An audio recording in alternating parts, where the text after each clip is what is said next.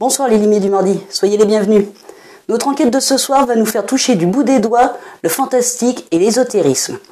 En effet, est-il vraiment possible qu'une amulette puisse protéger un homme au point de le rendre invincible? Nous allons voir ça tout de suite après le générique.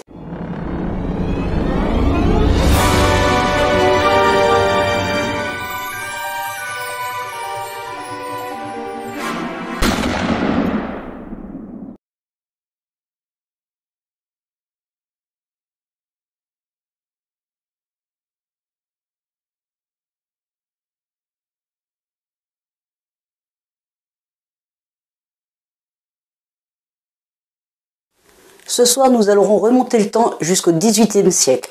En effet, nous sommes dans la nuit du 13 au 14 janvier 1787. La grogne commence à se faire sentir à Paris, mais ce n'est pas là où nous allons et ce n'est pas ça qui nous intéresse. Nous allons dans une petite auberge qui se situe dans la montagne des Pyrénées, à la frontière espagnole.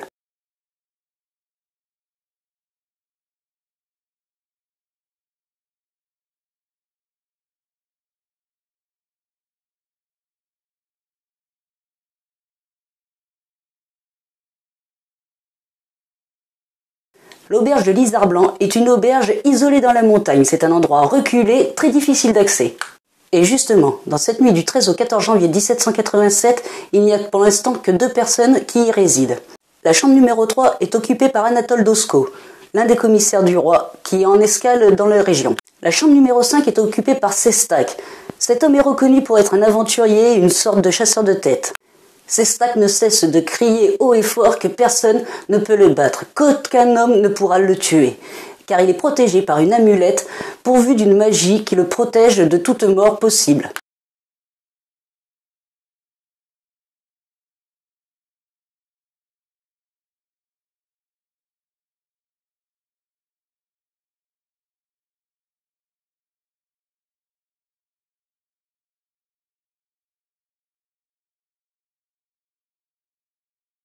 Puis il y a également l'aubergiste. Ce dernier est étonné de voir apparaître 5 individus, tous de noir vêtus, avec des tricornes sur la tête et des foulards qui leur masquent une partie du visage.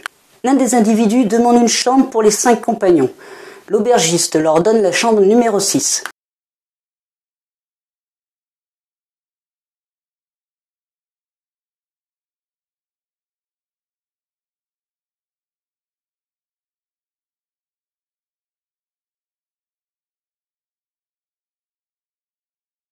Une heure plus tard, l'aubergiste regagne sa chambre, et alors qu'il est dans le couloir, il entend un homme s'écrier « Sestak, tu as raison, aucun homme n'est plus fort que toi et ne pourra te tuer ». Puis un coup de feu retentit dans toute l'auberge. L'aubergiste se précipite vers la chambre du commissaire Dosco, mais ce dernier en sort au même moment. Les 2 hommes courent vers la chambre de Sestak, et en y pénétrant, ils découvrent le cadavre de l'aventurier ainsi que les 5 individus. Les 5 individus ne font aucune résistance lorsque le commissaire Dosco leur demande de retirer leur chapeau et leur foulard.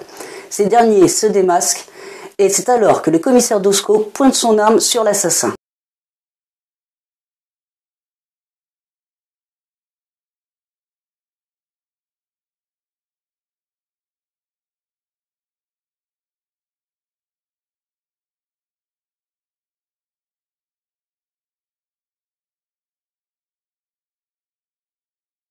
Voilà pour les faits de l'enquête de ce soir. Mais comment le commissaire Dosco a-t-il pu reconnaître l'assassin?